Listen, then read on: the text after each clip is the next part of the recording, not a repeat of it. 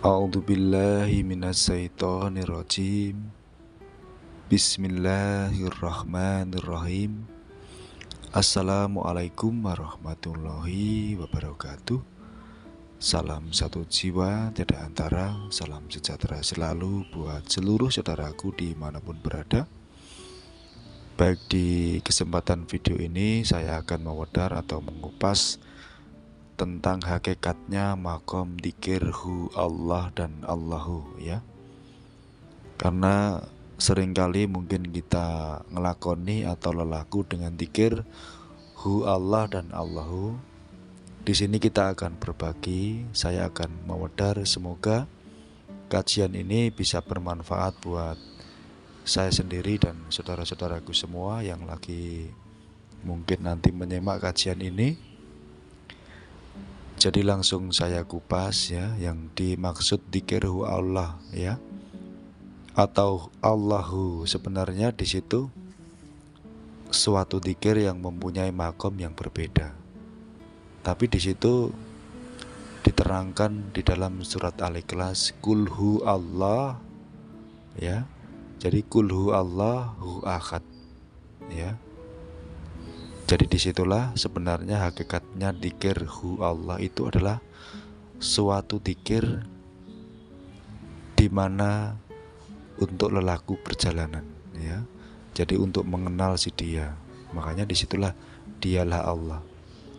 Jadi para si saleh atau pelaku apabila mengamalkan daripada dzikir hu Allah, disitulah kita harus memahami kewujudan Allah. Dia yang bagaimana, ya? Sudah pasti kita akan paham, ya. Allah sudah meliputi, tidak bisa dipersepsikan, tidak berbentuk serupa. Dia yang bagaimana, ya? Hidup tadi, dialah Allah. Jadi hidup itu sudah meliputi, ya.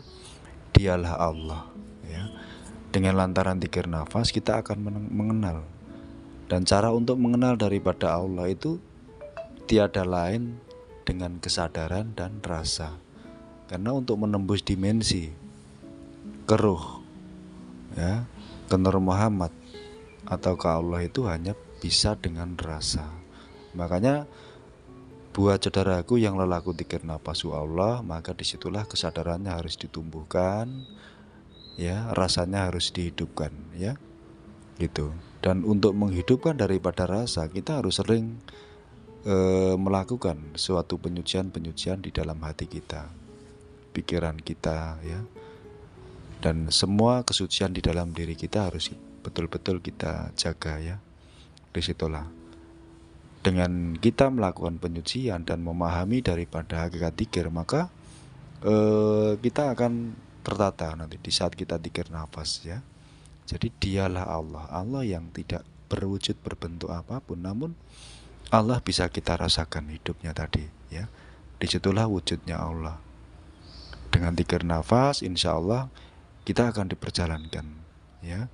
Jadi hakikatnya daripada dzikir nafasu Allah itu adalah suatu dzikir yang untuk menapak perjalanan mengenal Allah, ya. Jadi seperti itu. Setelah perjalanan sampai atau manunggal, ya, setelah kita mengenal diri, ya, mengenal nurnya baginda, habis itu mengenal Allah, maka disitulah kita baru bisa menggunakan dzikir Allahu, ya. Jadi hakikat daripada dzikir Allahu itu adalah dzikir manunggal, ya. Jadi seperti itu.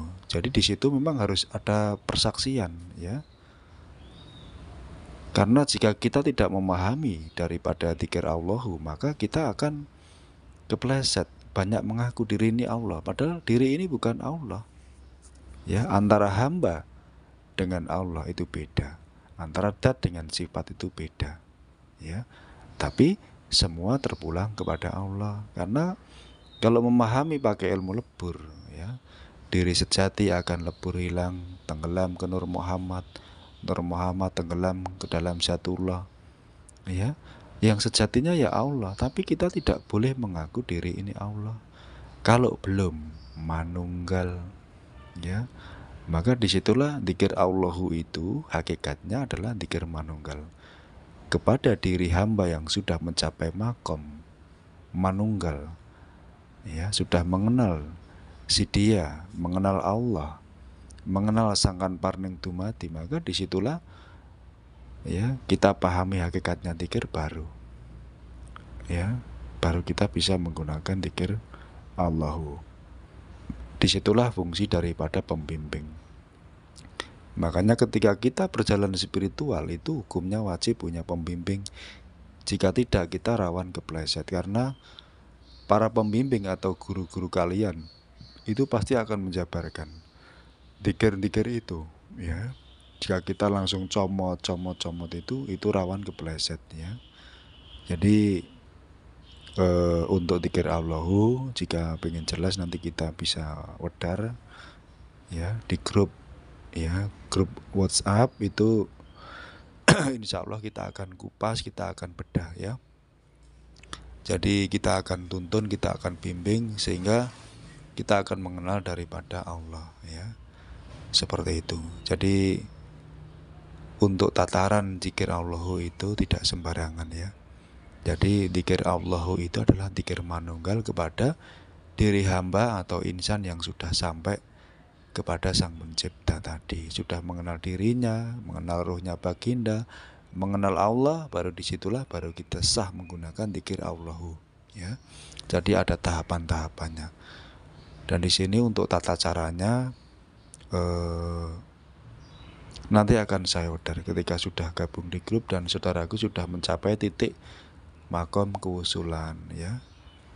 Jadi seperti itu, karena dzikir ini harus betul-betul saya talkin, saya pahamkan secara matang, ya, kepada saudara-saudaraku yang sudah sampai.